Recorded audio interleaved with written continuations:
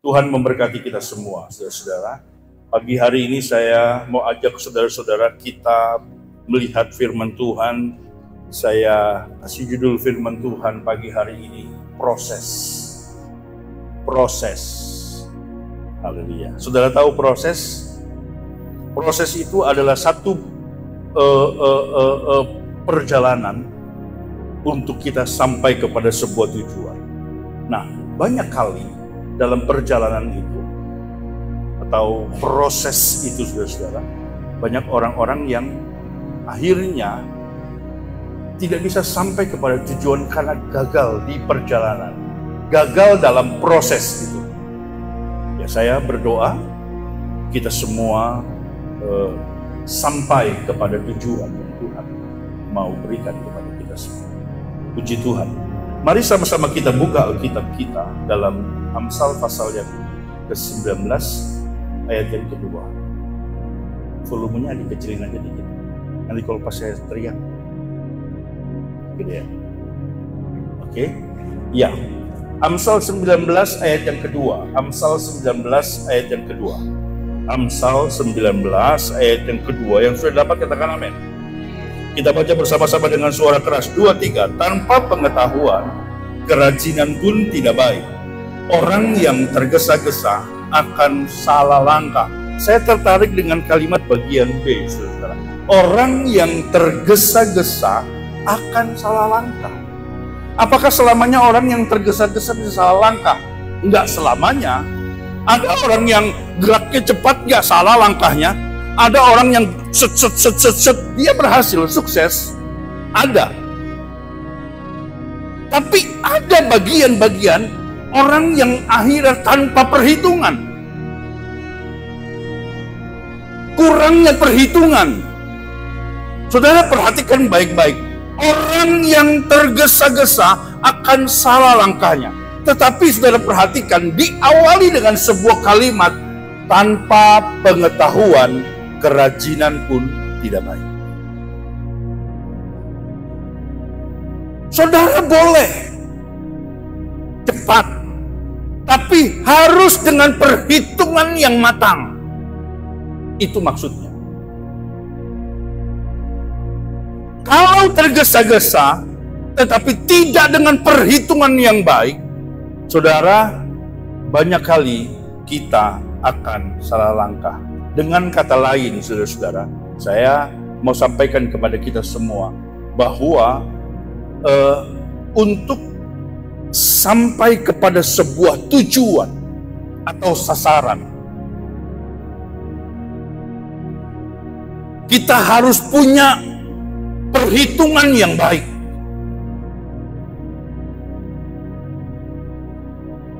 Dari sini juga kita bisa belajar bahwa Tuhan itu mempercayakan kepada kita sesuai dengan kapasitas.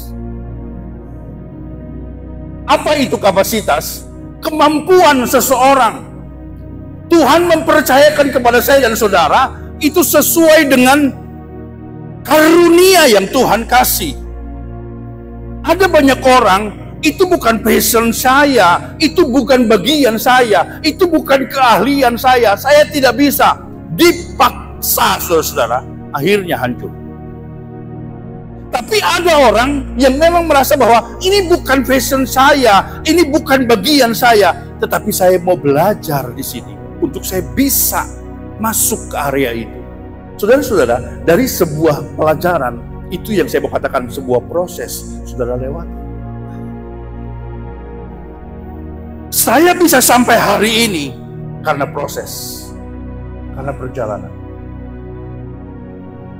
Saya dididik oleh dua hamba Tuhan yang berbeda, saudara-saudara. Karakternya berbeda, sifatnya berbeda. Yang satu tipe pemikir, yang satu nggak pernah mau tahu. Bisa nggak bisa harus bisa. Nah lo, saya punya gembala paling tidak suka kalau pengerja atau stafnya bilang begini, nggak tahu om, nggak bisa om, selesai.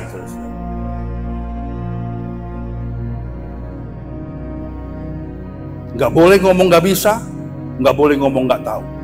Coba saudara bayangkan itu. Gimana caranya? Tuhan kasih hikmat, saudara. Saya coba. Kalau gagal, ya namanya nyoba. Kan nggak salah kalau gagal, saudara. Kan nyoba. Yang penting saya sudah coba. Dia lihat, nggak berhasil. Emang saya nggak bisa. Saya punya SIM, saudara-saudara. Waktu jadi pengerja di Kelapa Gading, saya punya SIM mobil. Ada SIM saya. Tapi kan bawa mobil dari kampung. Suruh bawa mobil di Jakarta. Kami lagi makan-makan, lagi ketawa-ketiwa. Keluar ibu gembala bilang, "Hei, kami nggak piara babi di sini ya." Waduh, kaget nggak, saudara? Ini pengerja dibilang babi semua. Sana keluar, besuk, pelayanan. Loh, gimana? Ini ada semi, suruh dia bawa mobil. Saya suruh bawa mobil, saudara. Wah, saya bawa aja mobil. Teman saya teriak semua di dalam, "Yesus tolong, Yesus tolong." Nggak gitu, saudara. Udah lama nggak pernah bawa mobil, suruh bawa mobil. Teriak-teriak semua di dalam. Pokoknya harus bisa, saudara. Kalau nyerempet urusan belakang. Yang penting jalan dulu. Itu proses yang saya alami dalam hidup saya. Sekarang proses apa yang saudara sedang alami dalam hidup saudara? Tanpa pengetahuan, saya pernah sampaikan firman Tuhan, kita harus jadi anak-anak Tuhan yang cerdas. Amin. Kerja giat dengan kerja cerdas itu berbeda. Saya berdoa, saudara kerja cerdas. Ada orang yang giat tapi tidak cerdas. Sakit semua, saudara. Badan sakit semua, hasil nggak ada. Alkitab juga mengajarkan, hendaklah engkau cerdik seperti ular, tetapi tulus seperti ular. Amin. Ya, ada bagian-bagian kita.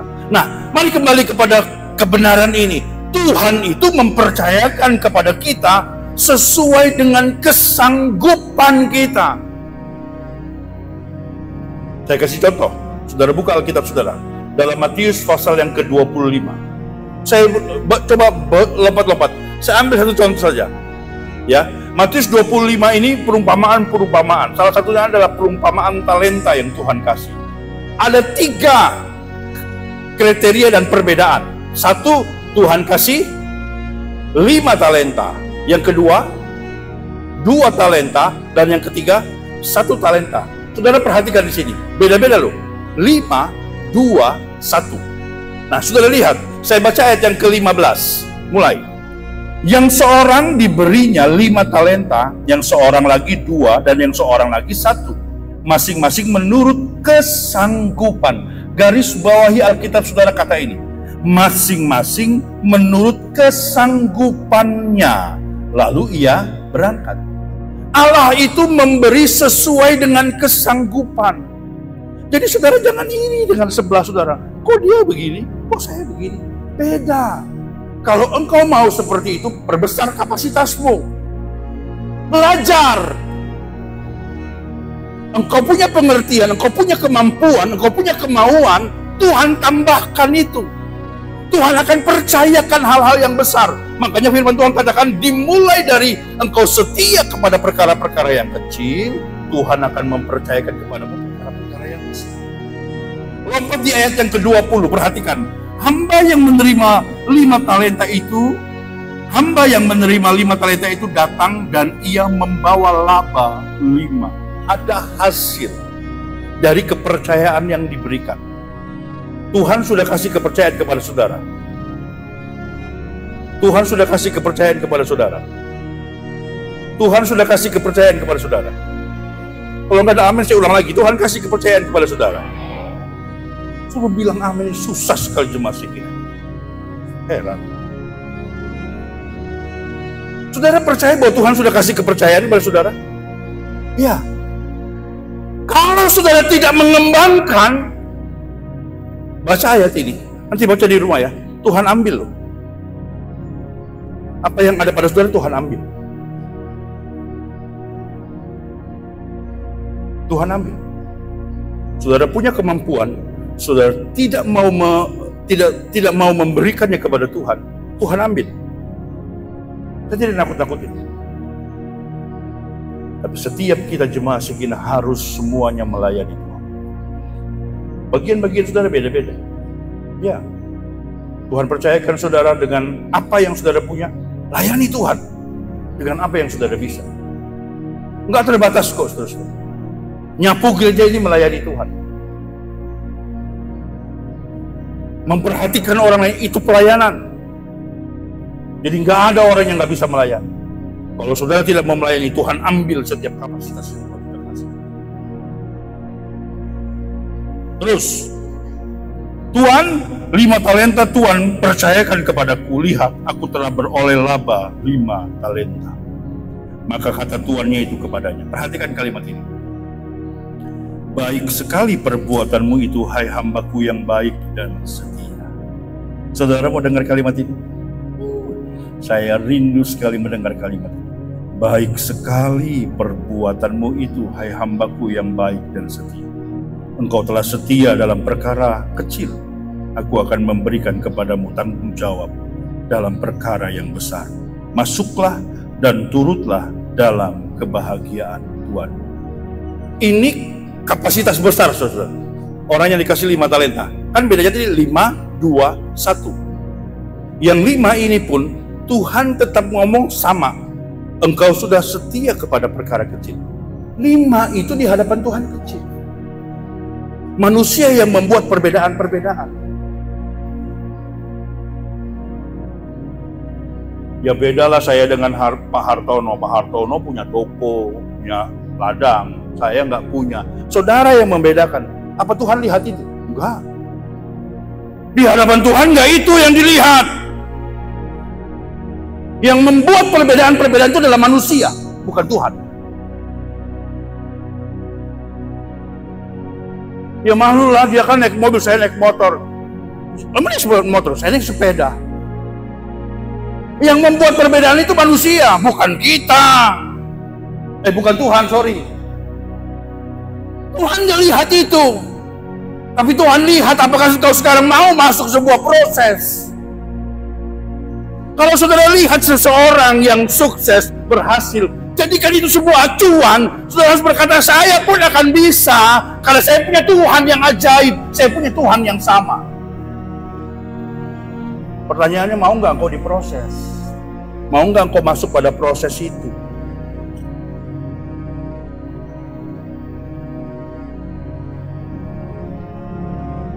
Kalau saudara lihat semes di samping itu, sekarang sudah berdebu, nggak jelas warnanya dan nggak jelas bentuknya.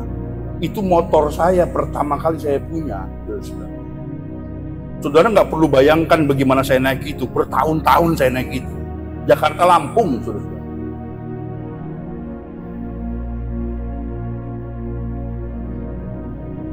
Si Yulia sama David naik CB Bandung. Saya naik semes. Mau bicara sakit pinggang nggak usah diomongin. Orang saya hilang sebelah aja saya nggak tahu, saudara. Saking hebatnya. Kalau sebetulnya kalau mau buat iklan, saya yang bikin iklan, bukan Komeng. Komeng sampai sobek-sobek. Saya loh, itunya sayapnya itu hilang, nggak tahu saya. Tahu-tahu di rumah. Loh kok motor? Tahu-tahu di kapal, saudara. Begitu di kapal, saya lihat motor saya kok beda sendiri ya. Loh, sayapnya hilang sebelah, saudara. Hilang sebelah, nggak tahu. Saking seriusnya tuh bawa motor. Hebat kan? Tuhan Yesus yang hebat. Sudah remnya tromol, depan belakang tromol. Tapi saya katakan itu proses. Saudara tahu waktu saya jadi pengerja, tugas pertama yang saya kerjakan metilin toge. Saudara bayangkan badan sebesar begini, ganteng gagah, suruh metilin toge, saudara. Aduh, itu buntutnya toge itu. Gembala saya orang Chinese. Orang Chinese Batam. Orang Chinese Batam. Toge kepalanya dibuang, yang hijaunya itu, saudara. buntutnya dipatahin. Seperempat kilo. Begitu lihat di pas waktu makan, enak ya, bagus ya bentuknya ya. Iya, besok kita masak toge lagi, 1,5 kilo lagi, saudara. Oh Tuhan Yesus, Allah. Tapi saya praktek 2 tahun lebih, saudara. Sukses. Kalau cuma nyuci baju ibu gembara, beres. Bed cover saya cuci, saudara. Sudah bayang. Saya tunggu gembalanya pergi dulu, baru saya cuci. Saya injak sih, saya lompat-lompat di atas bed cover. Ya gimana ngucekin bed cover, saudara? Besar tebalnya begitu, luar biasa. Enggak disuruh bawa di laundry. Tapi itu proses yang saya lewati. Kalau saya ada sampai hari ini, saya mengatakan itulah proses. Saudara sukses dalam sebuah perjalanan, saudara akan memakan buah dari setiap proses saudara lewat. Saya percaya setiap kita punya prosesnya masing-masing. Gak usah malu, saudara-saudara. Ada Bapak Adin saksi. Dulu saya naik sepeda motor itu. Setiap kena air, mati. Pak Adin nungguin engkol dulu, burak, hidup lagi jalan. Satu waktu saya perjalanan berdua pelayanan dan tim PI, mati lampu dari Simpang Randu, saudara. Lampu saya mati. Pak Adin senterin dari belakang sampai ke sini dari Simpang Randu, saudara. Sudah saya lewatin semua. Tuhan baik. Mati lampu, kena air mati. Sampai di GM itu saya ingat Pak Adin lagi mampir ke pom. Ngapain Pak Adin? Gak tahan om. Dingin, ganti baju. Ya kan kehujanan lagi ganti baju. Gak apa-apa, yang penting anget dulu.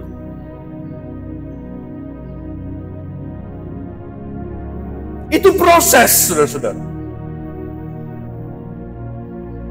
Tetapi kita harus ingat kalimat ini.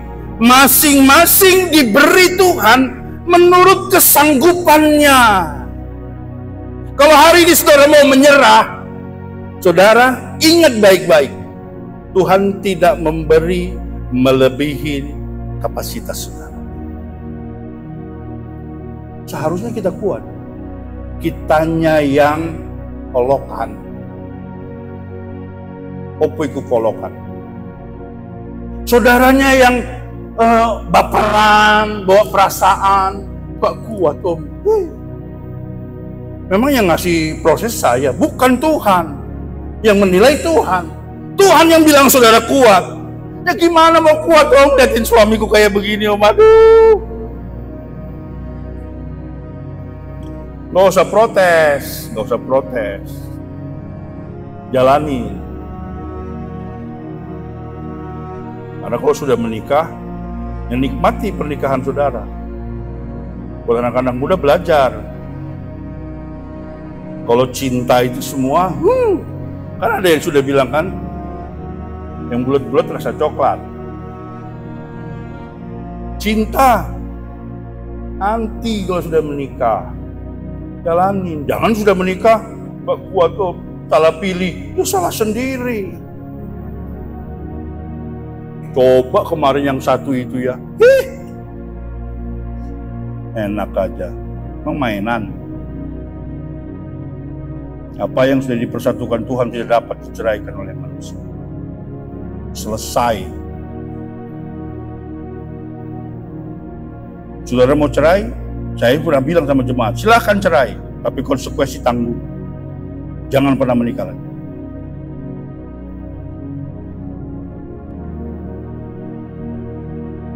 Kau menikah tanggung sendiri akibatnya. Bukan saya yang tanggung, saudara gue yang jalani. Hidup ini proses.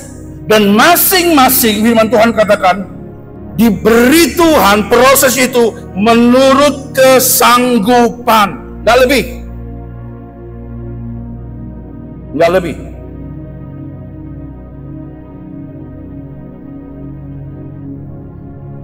Ya bersyukur saya masih muda, ditinggal. Berarti boleh kawin lagi. prosesnya berarti indah. Ya, silakan saudara mau menilai seperti apa.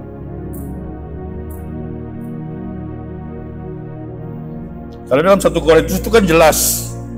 1 Korintus 10 ayat 13.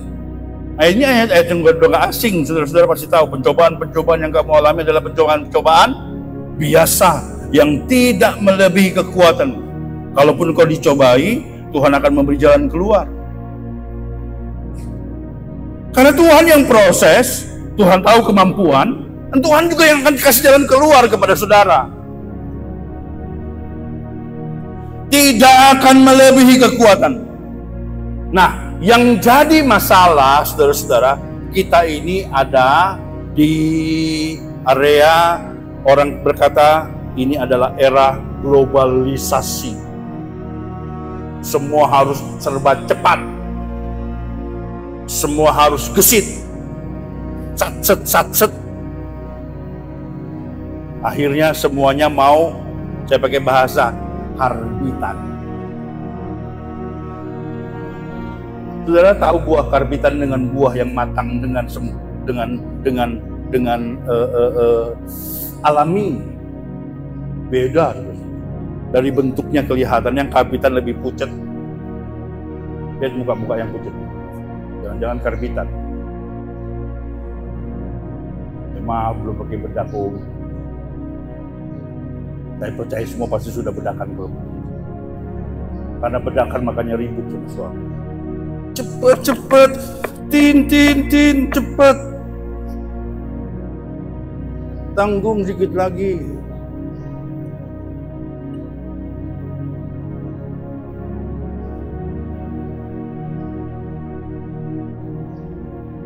Orang mau yang cepat. Akhirnya melegalkan proses kasih karbit. Buah itu ditumpuk yang mentah-mentah, saudara. Dikasih karbit. Besok langsung bisa dikonsumsi. Nggak enak. Bukan cuma nggak enak, bisa berbahaya buat kesehatan. Saya pernah datang ke daerah Waikambas. Ada dulu jemaat itu dulu orang kota Napal. Dia kerja, saya tidak mau sebutkan namanya, saya disalahkan sama perusahaan. Pisang. Jadi pisang ini dikirim ke Jepang, Amerika, China. Sudah ditumpuk, sudah. Dikotakin gitu, ditumpuk pisangnya. Masih hijau. Dia tanya gini, ini mau dibawa kemana? Ini mau dikirim kemana? Amerika. Oh, kirim ke Amerika. Semprot. Taruh. Yang ini Jepang, ambil semprotan lain. Semprot. Yang ini ke China, beda lagi semprotan. Lo tahu nggak? Semprotan itu sudah diukur. Dari Jepara, dari Waikambas, sampai ke Amerika nanti berapa hari. Kalau dia perjalanannya sampai 3 hari, semprotan itu semprotan untuk 3 hari. Sampai di Amerika, pisang itu matang secara sempurna dengan kasat mata. Padahal yang membuat matang semprotan itu. Semprotan itu menahan dalam perjalanan, dia tidak busuk sampai di tempat matang sempurna. Hebat nggak itu semprotan? Itu saya lihat sendiri, saudara. Saya nggak nambah, saya nggak kurang. Orang kami pulang dikasih pisang 1 dos.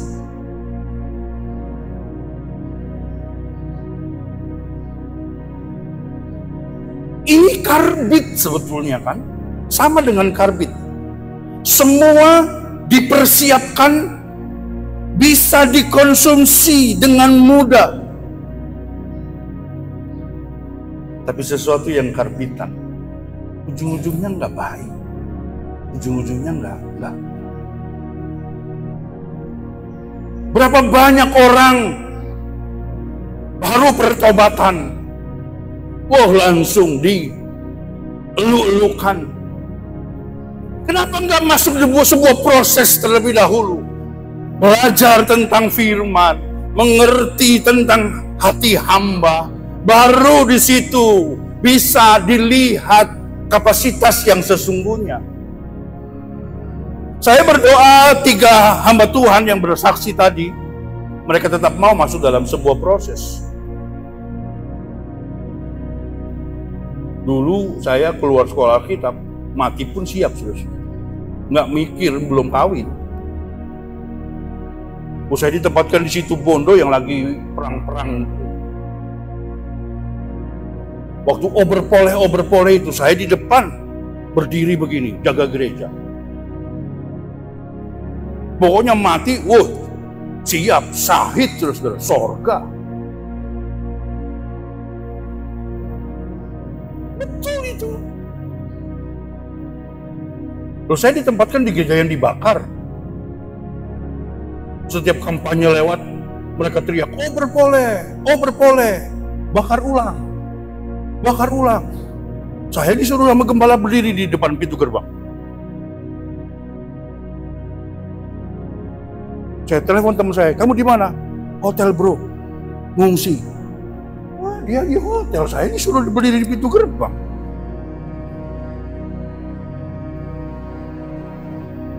Kalau saya mau pergi, apa nggak bisa? Bisa, saudara-saudara. Oh, tinggalnya praktek? Bisa. Orang kayak saya ini kan limited edition, saudara. Saya bisa apa saja. Cuma main musik saya nggak bisa.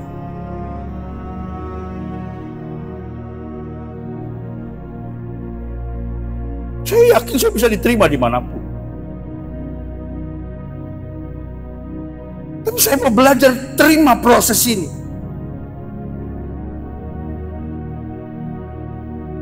Menghadapi demo saya pernah. Menghadapi orang kaya, pernah. Saya di Kelapa Gading rapat dengan PT Sumarekon. Sudah tahu PT Sumarekon yang punya Kelapa Gading. Gembala saya bilang gitu, kamu ke sana kantor, ikut rapat. Loh, ngapain? Bilang kamu stafnya pendeta Michael Kairuman. Wih, jalan saya sudah. Tapi masalahnya kan saya naik motor legenda. Badan besar gini motornya legenda. Prosesnya dari legenda ke semes. Nggak apa-apa, kan masuk kantornya kan nggak dilihat. Begitu turun ya naiknya legenda. Nggak masalah sih. Saya duduk, ngadepin.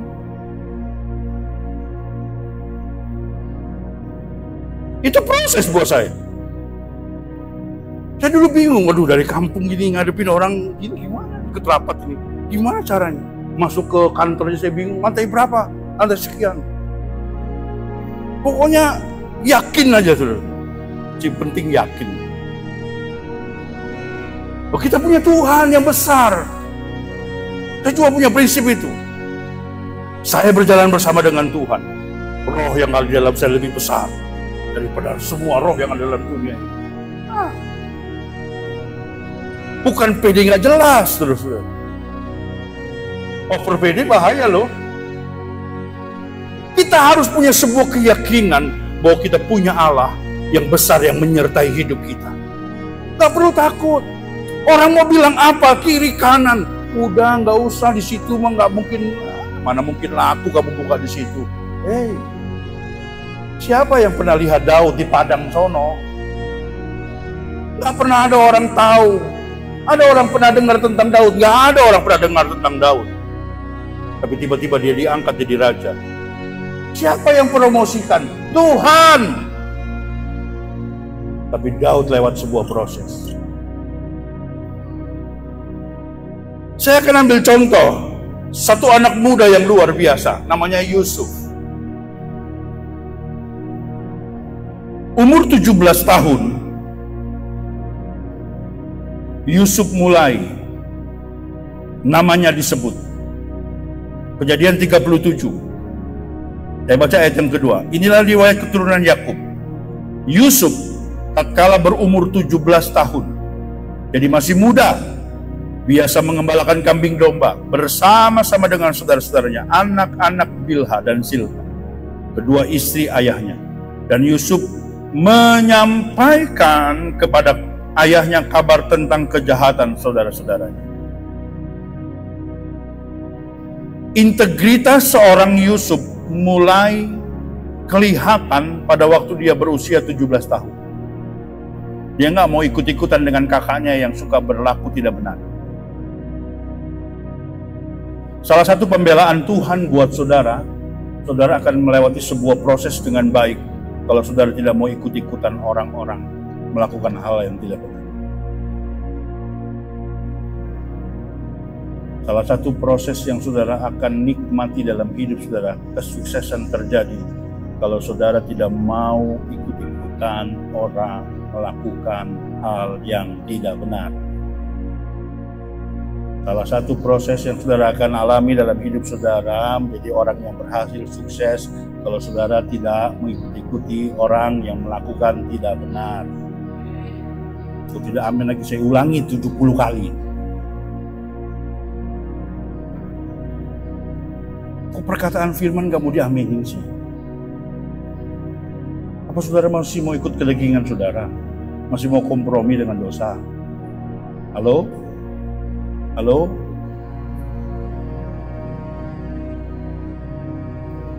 Yusuf gak mau main-main, saudara. Dia bukan mau coba cari muka di hadapan bapaknya. Pak tahu nggak? Kemarin itu Roben itu Pak, nolong Mangga. Apa Yusuf carmuk itu? Enggak, saudara. Itu sebuah integritas yang dia tunjukkan kepada papanya. Bahwa ini loh, kakak ini berlaku tidak benar, Pak. Akhirnya Yakub begitu sayang kepada Yusuf karena Yusuf itu berintegritas. Saudara jangan cemburu kepada orang lain kalau orang lain sukses dan disayang Tuhan karena dia berintegritas. Saudara tidak berintegritas, engkau cemburu. Kok dia diberkati Tuhan sih? Ya dia berintegritas. Tuhan sayang kepada Yusuf karena Yusuf berintegritas. Saudara males-malesan, ibadah males, doa males. Doa makan juga kadang-kadang. Giatin doa makan, saudara-saudara. Dimulai dari doa makan dulu, baru doa saat teduh. Kalau doa makan aja males, saya peragukan saudara punya hubungan intim dengan Tuhan. Doa makan aja saudara nggak mau doa loh, makan aja saudara nggak mau doa. Gimana saudara mau berdoa 1 jam? Doa makan lu nggak ada 5 menit, nggak usah 5 menit, kelamaan 5 menit, 2 menit aja udah lama, saudara. Saya kalau doa makan cuma 1 menit nggak nyampe. Kan intinya mengucap syukur, bukan doa syafaat. Saudara kalau menghadapi berkat, nggak usah doa syafaat. Ucap syukur, Tuhan terima kasih Tuhan sudah berkati. Tapi kalau tiba-tiba Tuhan gerakan saudara sambil nangis, ya nikmati aja, makannya belakangan.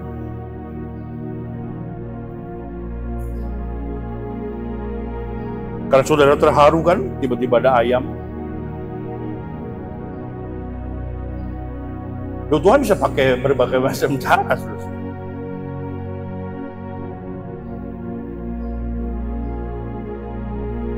Saudara doa lama-lama di sekolah kita hilang ayam saudara.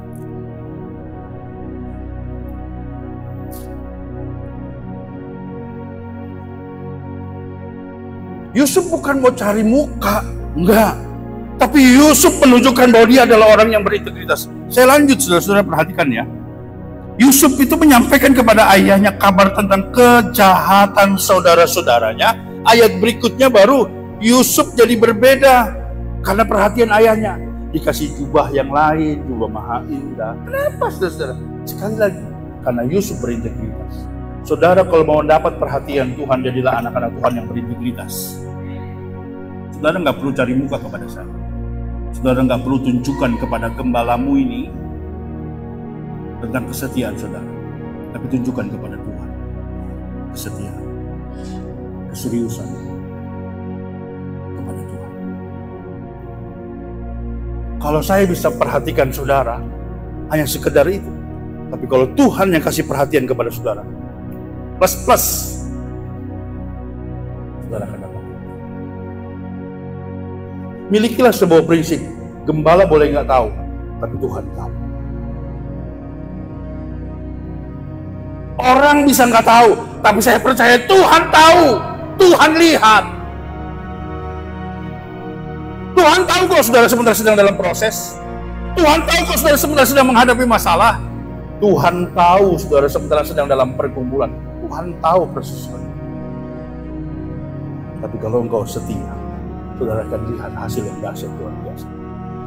Pasal yang ke-40 ayat yang ke-46 dalam kitab Kejadian. Yusuf berumur 30 tahun ketika ia menghadap Firaun, raja Mesir itu. Maka pergilah Yusuf dari depan Firaun, lalu dikelilinginya seluruh tanah Mesir. Umur 17, dia menunjukkan integritasnya. Saat dia menunjukkan integritas, dia mendapatkan mimpi, tambah mangkel, tambah jengkel, tambah menggerutu saudara-saudaranya. Ih, anak ini sudah ngadu, sekarang dia jadi seorang pemimpi lagi. Maka akhirnya Yusuf harus masuk sebuah proses. Jadi budak. Dikucilkan. Dianiaya oleh saudaranya sendiri. Dibuang, dijual, jadi budak. Harus berhadapan dengan tante-tante cantik.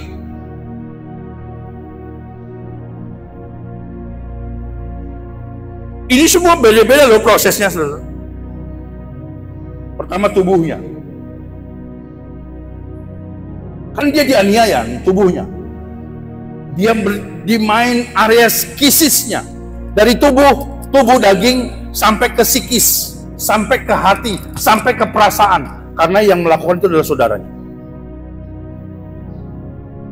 Dia bisa dendam. Dia bisa marah. Dia lihat sendiri dengan matanya bagaimana saudaranya itu tonjok, dia pukul, dia cambukin, dia lempar dia dalam sumur. Dia lihat semua. Itu sampai ke psikis. Perasaan yang mulai kena. Bukan cuma tubuhnya yang hancur. Perasaan. Kenapa ada orang sakit hati? Karena psikisnya yang kena. Keluarga saya nggak dukung saya. Keluarga saya nggak bela saya. Justru dia yang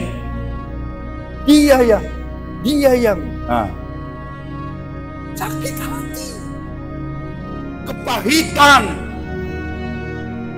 Itu bisa emosi, bisa marah, itu bisa berkepanjangan. Yusuf alami itu. Dampak dari dia dianiaya, dampak dari dia dibuang, dia harus jadi budak di Mesir. Di tempat dia nggak pernah tahu. Beda budaya, beda kultur, beda segala sesuatu, semuanya beda. Baju beda, penampilan beda. Yusuf harus masuk dalam proses itu. Makanya saudara perhatikan, pada waktu Yusuf diangkat umur 30 tahun, dia berjumpa dengan Firaun dan dia diangkat. Pada waktu keluarganya datang, nggak ada yang kenal Yusuf. Kenapa? Yusuf sudah berubah. Penampilannya dia berubah. Bajunya sudah berubah. Jenggotnya sudah berubah.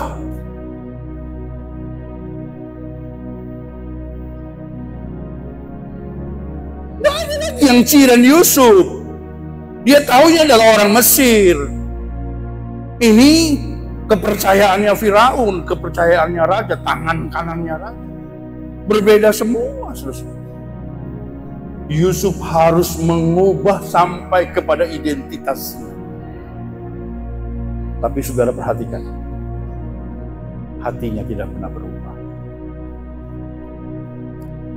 Imannya kepada Tuhan tidak pernah berubah. Integritasnya tidak pernah berubah. Jangan suka tertipu dengan ini. Saya pertama kali pakai baju ini. Ya, pertama kali. Saya pakai baju ini. Begitu dikasih yang putih ini, jadi beda. Ini gara-gara putih satu. Ini kalau dicopot begini, sama aja. Begitu ditempelin, plak, beda. Cuma gara-gara putihnya ini. Saudara pakai baju biasa kan? Begitu dikasih yang gantung-gantungan begitu, yang klewer-klewer, beda langsung kan? Dasi. Tampilannya langsung beda. Ditambah lagi kalau sudah pakai jas begini, beng. Ini kontraktor dari mana? Eksekutif mana? Beda terus.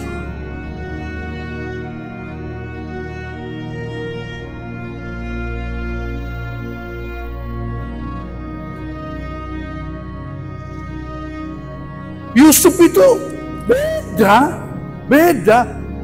Tetapi saudara perhatikan, pada waktu keluarganya datang, nggak kenal Yusuf, karena Yusuf sudah berbeda.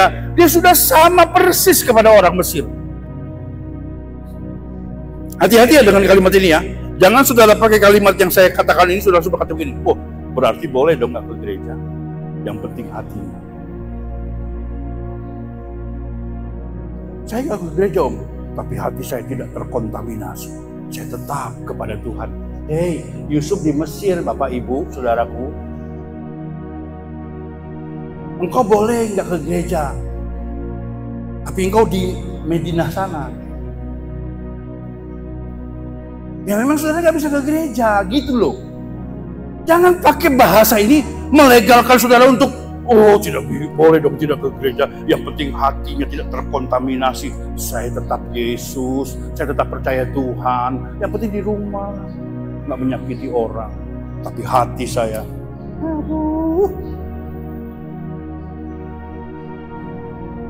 Ini kalau ngadepin orang kayak begini nih, saudara, tadi ketok dikit. Kadang-kadang pinter, tapi on. Merasa pinter tapi menunjukkan kebodohan. Sudah jelas-jelas Tuhan bilang jangan tinggalkan pertemuan-pertemuan ibadah. Apa perlu kita sobek kalimat itu di Alkitab saudara? Aku akan memberkati roti makananmu, air minuman. Kalau saudara ada di Afghanistan sana nggak bisa ibadah, ya nggak apa-apa nggak ibadah, tapi hatimu tetap kepada Yesus. Itu benar. Lah di Saujajar tinggalnya, gerejanya terbuka, ibadah nggak pernah dilarangnya, kok nggak mau ibadah? Gitu bilang kalau mati masuk surga.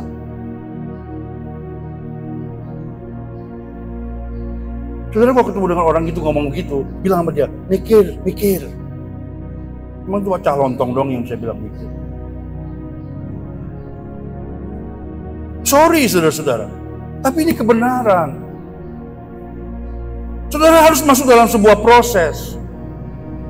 Proses itu pada waktu saudara kumpul begini, saudara nggak bisa dikatakan begini, saya orang yang rendah hati, tapi saudara tinggal di kebun sana.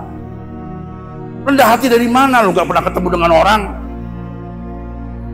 Saudara akan ketemu jadi orang yang rendah hati pada waktu saudara berinteraksi dengan orang lain. Baru ketahuan tukang meraju apa enggak orang. Baru gitu, wes, pamel aku. Gitu bilang rendah hati.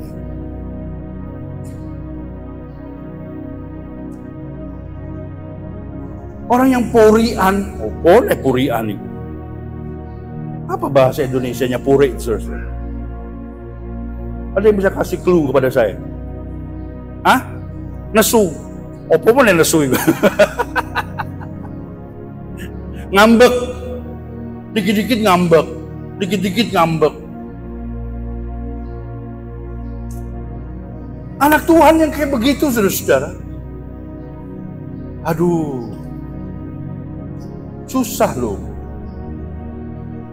Saudara dituntut jadi orang-orang yang dewasa. Saudara dituntut jadi orang-orang yang dewasa rohani. Sebelah sini saudara dituntut jadi orang-orang dewasa rohani. Memang susah bilang amin. Haleluya. Saya harus bergumul lagi. Berarti doa saya kurang kencang.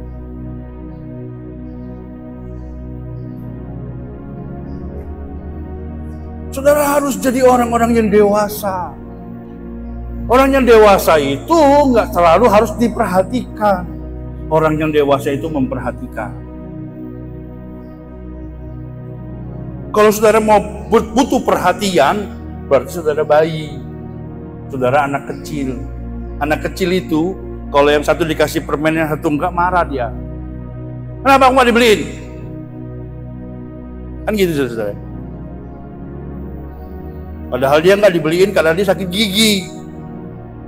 Dia nggak pernah mau tahu, saudara-saudara. Yang dia tahu bapaknya nggak kasih. Padahal bapaknya mikirin dia.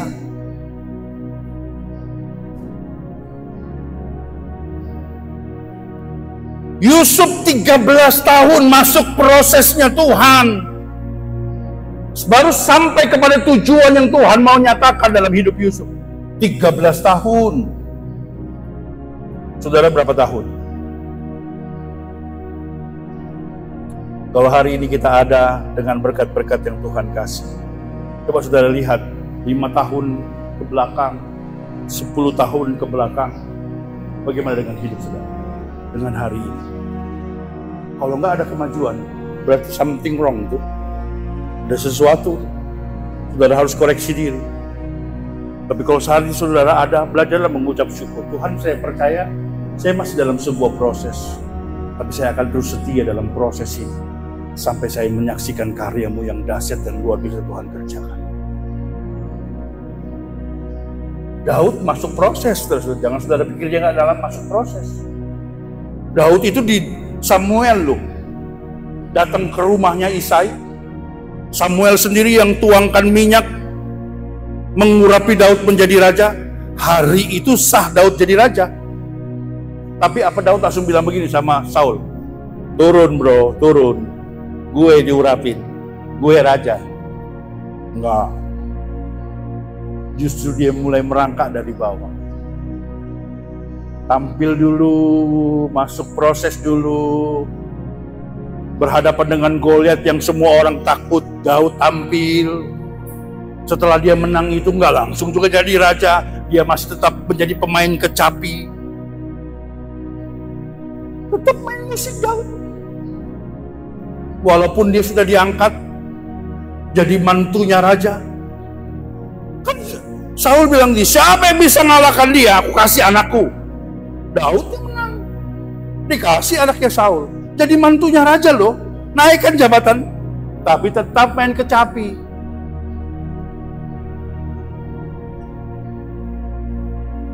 Banyak kali kita sudah merasa bahwa kita sudah punya, dan sudah bos. Boleh dong nyuruh orang. Kalau saudara sudah tidak mampu, saudara sudah tidak kuat, nggak masalah, silahkan saja. Saudara juga bisa Tuhan pakai dengan harta yang saudara terima dari Tuhan. Tapi selagi kita bisa, selagi kita mau, kerjakan bagian saudara.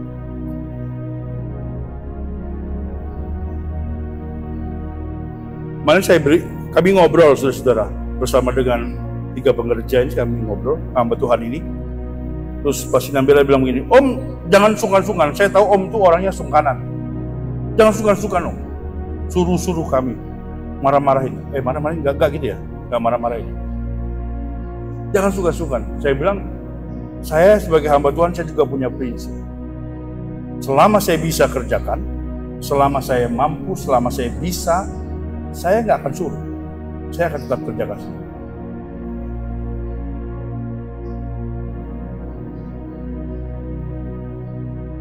Karena saya juga merasa bahwa saya juga tetap pengerjanya Tuhan. Saya juga tetap hamba. Saya nggak akan pernah malu melakukan bagian-bagian apapun yang bisa. Daud itu masuk proses terus dimulai dari bawah merangkak. Dikasih kesempatan dia bisa bunuh Saul, dia nggak mau bunuh Saul. Di ibadah apa? Ibadah pas itu saya sampaikan ya. Bagaimana Daud memberi sebuah apresiasi penghormatan yang luar biasa kepada Saul. Padahal kesempatan itu Tuhan kasih kepada dia. Tapi di situ justru Daud itu memberi teladan kepada 300 orang yang ikut dengan dia. Bagaimana cara menghormati pemimpin. Bagaimana memperlakukan diri sebagai seorang bawahan. Dia kasih teladan sama orang-orang yang ikut dengan dia. Kan yang ikut dengan Daud itu ada 300 orang. Itu orang-orang yang berani mati semua 300 itu. Orang-orang yang ditolak semua itu. Kan mereka yang bilang, waktunya sekarang. Tuhan kasih kesempatan kepadamu, Tuanku Raja Daud. Tinggal bunuh Saul, selesai, kamu jadi raja. Tapi saudara baca Alkitab, Daud dengan gemetar loh. Bukan cuma gemetar, setelah dia potong pucuk jubah Saul itu. Ketakutan yang luar biasa Daud alami dalam hidupnya. Daud tetap masuk dalam sebuah proses. Dan saudara perhatikan dalam orang-orang yang masuk dalam proses. Orang-orang yang tetap menghargai proses yang Tuhan kasih. Hasilnya dahsyat dan luar biasa. Amin. Jangan jadi anak-anak Tuhan yang instan. Jangan jadi anak-anak Tuhan yang arbitar. Saudara masuk dalam sebuah proses, maka saudara akan menuai hasil yang dahsyat dan luar biasa. Musa itu masuk proses. Abraham itu masuk proses. Semua orang-orang hebat dalam Alkitab ini masuk proses. Musa itu lebih lama, saudara, 40 tahun prosesnya Musa. Dari seorang yang dididik di Mesir dengan kemampuan yang hebat, dia harus turun jadi seorang gembala kambing domba 40 tahun. Saya pernah sampaikan kepada saudara, coba saudara, bisa nggak saudara bayangkan orang yang punya gelar S1, S2, tiba-tiba tukang ngarit, tukang angon. Proses. Hasilnya, Tuhan akan jadi pemimpin. Semua orang yang masuk proses, pada waktunya Tuhan akan angkat hidup. Saya pernah sampaikan kepada saudara, kalaupun saudara tidak berdoa, percayalah generasi bawah, saudara akan lihat anak-anak. Dalam ibadah pria kemarin saya sampaikan, kebanggaan seorang pria pada waktu melihat anak-anak hidup dalam kebenaran. Tapi itu enggak ujuk-ujuk saudara akan nikmati saudara melihat anak-anak hidup dalam kebenaran kalau mereka akan lihat figur yang baik dari Bapa hidup dalam kebenaran.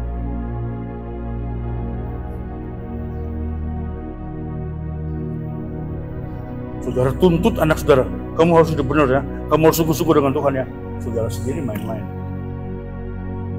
Saudara sendiri gak serius dengan Tuhan. Saudara sendiri gak setia dengan Tuhan.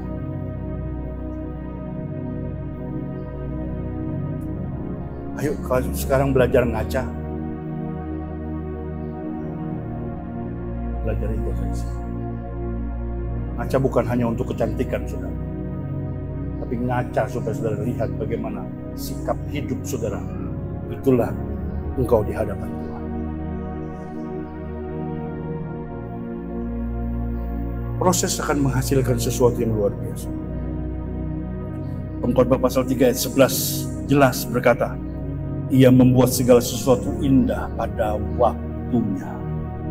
Tuhan akan membuat segala sesuatu indah waktunya setelah saudara melewati sebuah proses. Bahkan Ia akan memberi kekekalan dalam hati mereka. Perhatikan kalimat ini. Tetapi manusia tidak dapat menyelami pekerjaan yang dilakukan Allah. Adanya berontak, adanya protes terus. Kenapa sih Tuhan? Kenapa sih Tuhan? Padahal saudara sebentar sedang ada dalam sebuah proses. Tapi kita nggak mau masuk dalam sebuah proses itu. Tuhan bilang nanti nak, percayalah. Nanti nak, percayalah.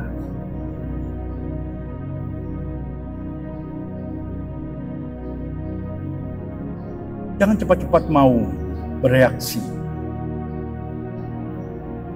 Jangan merasa diri lebih pintar. Jangan merasa diri lebih hebat. Karena saudara pintar, akan dituntut lebih banyak dari hidup saudara. Saya tidak pernah mau menggurui saudara, tapi kita sama-sama belajar. Itu terus kita menghidupi kebenaran firman Tuhan. Amin. Ya, kita harus terus belajar. Lukas pasal 12 ayat 48 bagian B. Saya baca, saudara perhatikan. Setiap orang yang kepadanya banyak diberi, daripadanya akan banyak dituntut. Hati-hati. Jangan cuma mau berkat, tapi tidak pernah mau berbuat sesuatu. Karena firman Tuhan berkata, engkau banyak diberi, banyak dituntut. Dalam segala hal, pengetahuan firman itu juga Tuhan tuntut. Tuhan berkati saudara, Tuhan juga tuntut saudara. Saudara harus hidup diberkati untuk menjadi berkat. Karena prinsip firman kan kita diberkati untuk jadi berkat. Amin. Saudara diberkati itu untuk jadi berkat. Saya lanjut, perhatikan. Setiap orang yang kepadanya banyak diberi, daripadanya akan banyak dituntut. Dan kepada siapa yang banyak dipercayakan, daripadanya akan lebih banyak lagi dituntut. Yeremia 29 ayat 11. Sedikit lagi saya akan akhiri. Kita akan menikmati perjamuan Tuhan yang kudus. Kita akan makan sehidangan dengan Tuhan. Percayalah saudara akan memperoleh kekuatan yang baru. Dan anugerah Allah, ada kasih Tuhan, ada semangat yang baru.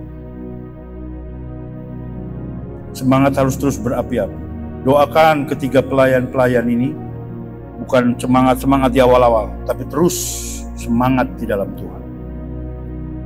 Jangan sampai tantangan akan membuat engkau menjadi lemah, tidak berdaya.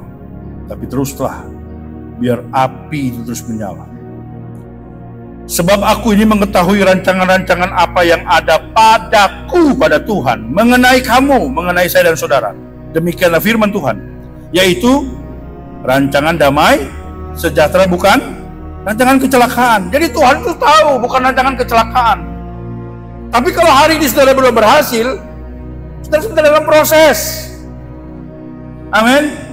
Kita masih dalam sebuah proses.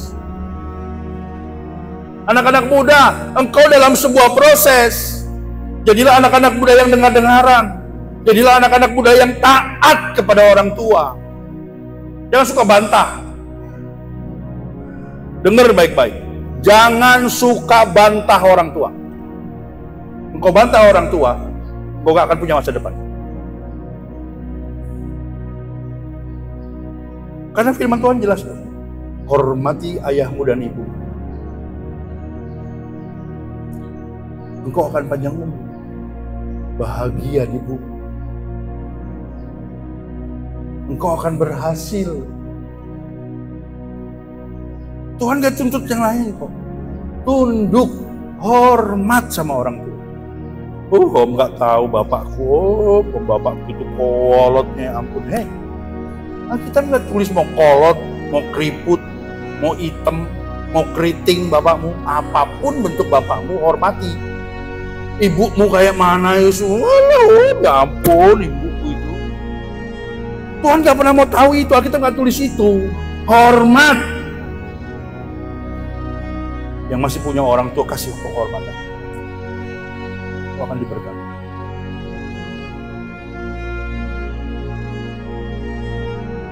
Tuhan gak minta kamu kerja keras.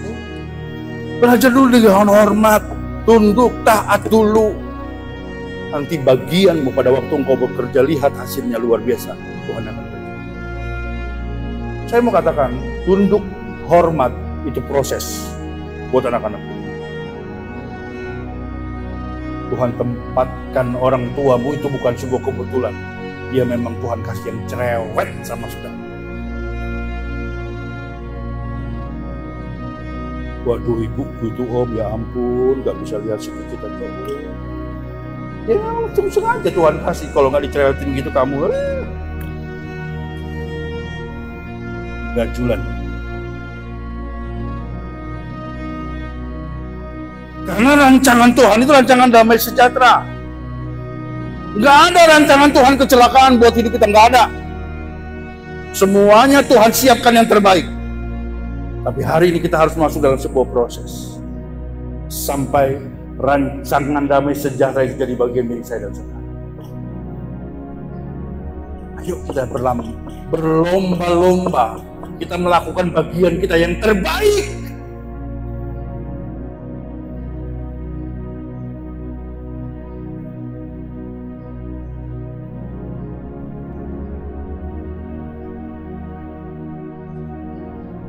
Dan izinkan saya berkata sebagai hamba Tuhan pagi hari. Kita perlu ketekunan. Saya ulangi sekali lagi. Saudara dan saya perlu ketekunan untuk menjalani proses. Tetaplah tekun.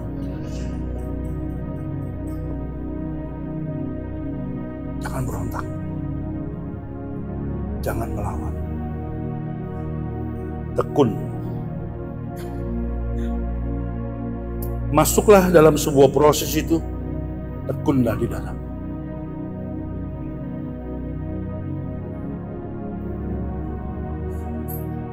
Saya menghadapi seorang teman, sahabat, teman pengerja. Di situ Bondo kami tinggal di gereja, saudara, karena pastori sudah tidak ada. Bahkan kan saya datang, gereja sudah mulai berdiri, diperbaiki lagi oleh jemaat semua, bantuan mengalir, gereja bisa berdiri. Tapi pastori enggak ada. Gembala kontrak, pengerja tinggalnya di gereja, tidur di gereja. Kasur punya sendiri, jadi kalau pagi angkat kasur, bawa ke belakang, sembunyiin, pistol pagi sama jemaat. Ada jim-jim jam 4 udah ketok-ketok gajah, brak, bangun males dasar pengerja, males. Ada jim-jim itu saja. Jam 4 pagi udah buat jim-jim. Itu proses juga buat saya. Tapi satu teman saya orang Kalimantan, setiap sore kami kan nggak ada kamar mandi, jadi mandinya itu di tembok sebelah sama selang pancuran. Dan teman saya ini luar biasa. Dia kasih sabut sama saya, gosokin punggung saya. Setiap mandi saya gosokin punggungnya. Dan saya gosok nggak jadi putih orang, tetap hitam. Tapi setiap hari dia suruh saya gosokin punggung. Oh Tuhan, anaknya kecil.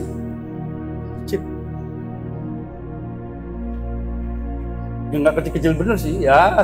Tapi lebih tinggi saya. Saya kan selalu di atas rata-rata yang dari yang lain.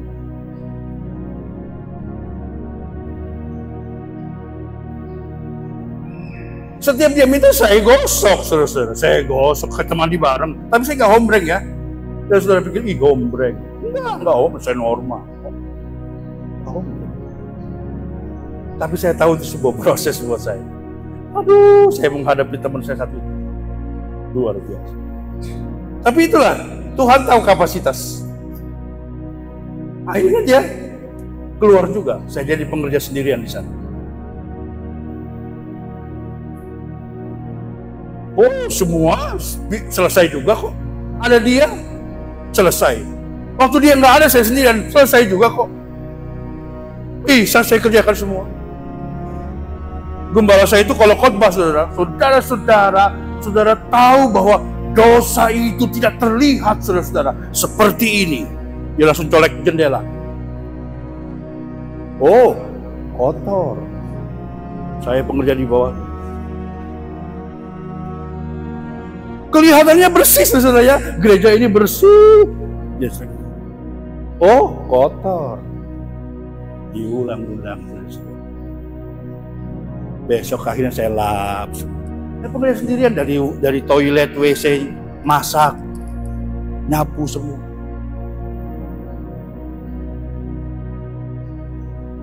Proses.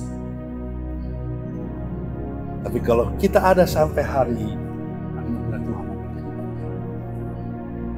jalani bagian yang saudara harus kerjakan. Dan percayalah, saudara akan lihat nanti karya Tuhan yang luar biasa. Tuhan kerjakan. Yakobus 1. Mari pemain musik boleh maju ke depan. Yuk kita baca sama-sama ayat yang kedua sampai dengan yang keempat. Yakobus pasal 1 ayat 2 sampai 4. Yakobus pasal 1 ayat 2 sampai yang keempat.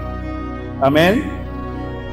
2-3. Saudara-saudaraku, anggaplah sebagai suatu kebahagiaan apabila kamu jatuh ke dalam berbagai-bagai pencobaan. Sebab kamu tahu bahwa ujian terhadap imanmu itu, dan biarlah memperoleh buah yang matang, supaya kamu dan utuh dan tak kekurangan satu apapun. Itu dimulai dari sebuah proses. Yakobus katakan, saudara, ujian terhadap imanmu itu akan menghasilkan ketekunan. Engkau akan jadi orang yang tekun pada waktu engkau menghadapi proses. Ketekunan itu akan memperoleh buah yang matang. Semua orang pengen buah, semua orang pengen hasil. Tapi kalau saudara kamu masuk dalam sebuah proses, jangan minta hasil. Saudara bisa dapat hasil, saudara bisa dapat buah. Tapi pertanyaannya, matang atau tidak? Kalau buah itu ada, manis atau tidak? Itu dapat kita nikmati sesuai dengan proses yang kita jalani. Kalau proses yang kau jalani, kau akan nikmati buah yang sedap, buah yang manis, bukan buah yang asam, bukan buah yang busuk, tapi buah yang segar. Ingat, Tuhan katakan apa? Tuhan tidak pernah merancangkan yang jahat. Tuhan gak siapkan buah yang busuk. Tuhan gak siapkan buah yang belatungan. Tuhan gak siapkan buah yang asam. Tapi Tuhan katakan, justru Tuhan siapkan buah yang segar. Tuhan rancangkan rancangan damai sejahtera, bukan rancangan kecelakaan. Percayalah, ada masa depan yang besar yang Tuhan siapkan. Ada hal-hal yang dahsyat yang Tuhan akan kerjakan. Haleluya. Mari bangkit berdiri bersama-sama.